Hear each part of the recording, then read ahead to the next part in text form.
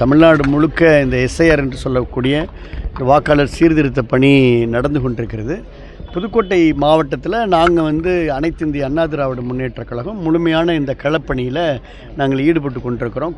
குறிப்பாக எங்களுடைய கட்சியில் அங்கீகரிக்கப்பட்ட BLA2 அதோடு சேர்த்து எங்களுடைய பூத் கமிட்டி நிர்வாகிகள் BLOட இணைந்து அரசு சார்பில் தேர்தல் ஆணையத்தின் சார்பில் நியமிக்கப்பட்ட BLOக்கு நாங்கள் உறுதுணையாக இருக்கிறோம். பணிகள் நடந்து கொண்டிருக்கிறது. பொதுவாக இன்னும் கொஞ்சம் கூடுதலாக விழிப்புணர்வை ஏற்படுத்த வேண்டும் என்பது தான் எங்களுடைய கருத்து. காரணம் என்னென்னா அதில் அந்த ஃபுல்லப் பண்ணுறதுல அது எலெக்ஷன் கமிஷன் நிறைய வீடியோலாம் வெளியிட்டிருக்கிறாங்க.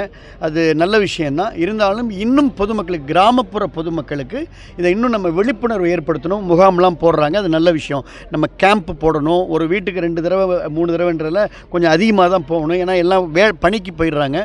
அதே போல் அலுவலர்கள், பணிபுரியக்கூடிய அலுவலர்களுக்கும் நல்ல ட்ரைனிங் கொடுத்துக்கிறாங்க.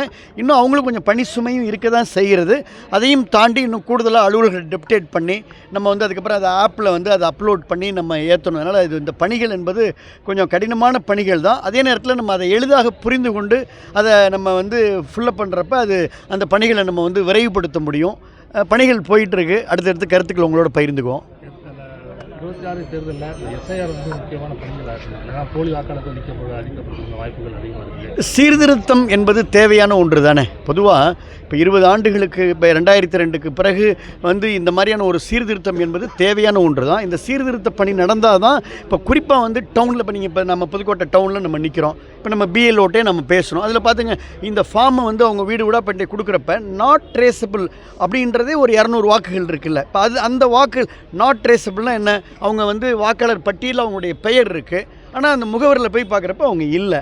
வாக்காளர் பட்டியலில் பெயர் இருக்குது, முகவரியில் போய் பார்க்குறப்ப அவங்க இறந்துருக்கிறாங்க. அப்போ இது நீக்க வேண்டிய விஷயம் தானே. இப்போ இறந்தவர்களை நீக்க வேண்டும் என்பதோ, முகவரியே இல்லாமல் பட்டியலில் இருக்கிறவங்களை நீக்க வேண்டும் என்பதோ, 18 வயதானவர்களை சேர்க்க வேண்டும் என்பது ஒரு சரியான விஷயம் தானே. அதுதானே அனைத்து இந்திய அண்ணா திராவிட முன்னேற்றக் கழகம் ஆதரிக்குது. அதுதான் எங்களுடைய பொதுச் செயலாளரும் அதுதானே சொல்கிறாங்க. அதனால் இதில் யாரும் இன்ஃப்ளூயன்ஸ் பண்ணக்கூடாது அப்படின்றது தான். BLA2 அந்த பணியை அவங்க BLA2க்கு என்ன இல்லையோ அதுதான் பண்ண. அதாவது BLO அவங்க தான் வீட்டுக்கு போய் அந்த படிவத்தை கொடுக்கணும்.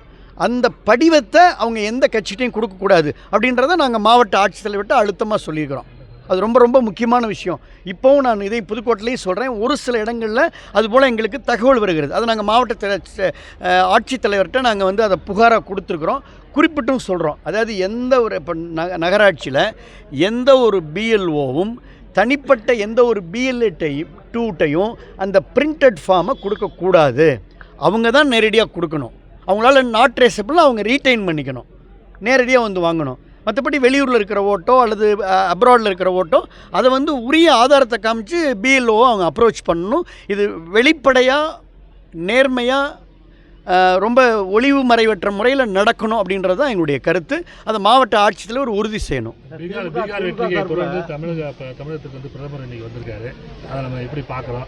இந்த பிரதமர் வருகை அரசியல் 26 பிரதமர் வருகை அங்கே பிரதமர்கிட்ட நம்முடைய பொதுமக்கள் நலம் சார்ந்த எடப்பாடியார் கொடுத்த கோரிக்கை இது எல்லாமே இன்னும் களம் சூடுபிடித்து கொண்டிருக்கிறது.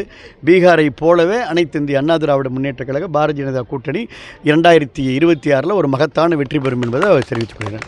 திமுக தரப்பில் தொடர்ந்து போதிய அவகாசம் இல்லைன்னு சொல்லிட்டே இருக்காங்க. அதை நம்ம எப்படி சார் பார்க்குறோம்? திமுக ஒரு சைடு கால அவகாசம் போதலைன்னு இன்னொரு பக்கெட் சொல்கிறாங்க. அதுக்கு முன்னாடி SIR வேண்டான்னு சொன்னாங்க. இங்கே களத்தில் BLOட்டை இன்ஃப்ளூயன்ஸ் பண்ணுறாங்க. நாங்கள் ஒரே ஸ்டாண்டில் வெளிப்படையாக நேர்மையாக இருக்கோம். அவங்க ஸ்டாண்டு மாற்றி இருக்குது. இதுதான் சப்ஜெக்ட்.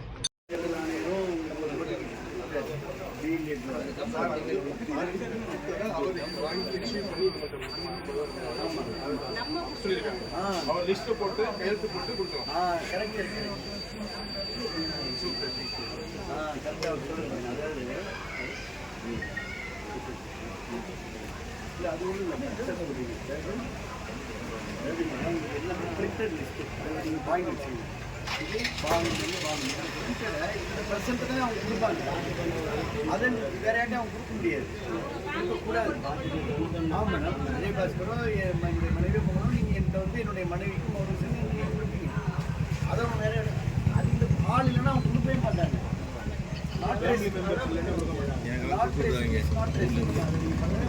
நீ யாரு ஊருக்கார வாங்கி கொடுத்தானே வாங்கக்கூடாது. அது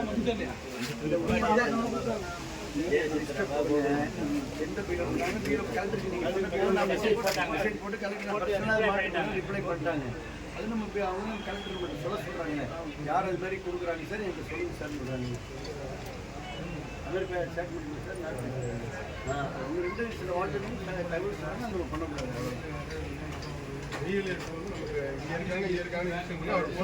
ஃபுல்லப் பண்ண ஃபார்ம் 50 ஃபார்ம்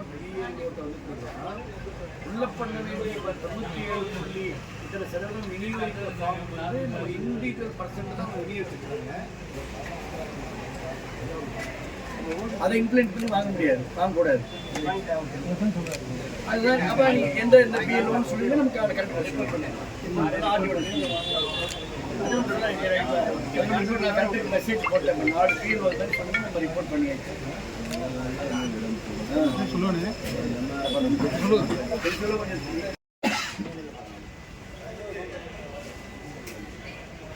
பிஎல்ஓக்கு ஒரு சின்ன மிஸ்டேக் சரி பண்ணிக்கிறேன். ரிப்போர்ட்டிங் பாருங்க, பாகம் 1 அச்சிடப்பட்ட கொடுத்த ஈவெண்ட் அவர் கொடுத்து அமைச்சு கொடுத்தாரு. அதுதான் பாகம் 1. கீழே இருக்கிறது பாகம் 2, ரைட்ல இருக்கிறது பாகம் 3, லெஃப்ட்ல இருக்கிறது பாகம் 4. சரிங்க, கரெக்ட் சார். பழனிசாமி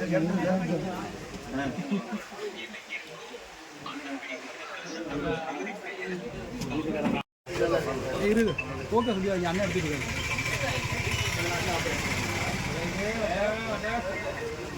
சரி மேடம், வாழ்த்துக்கள்.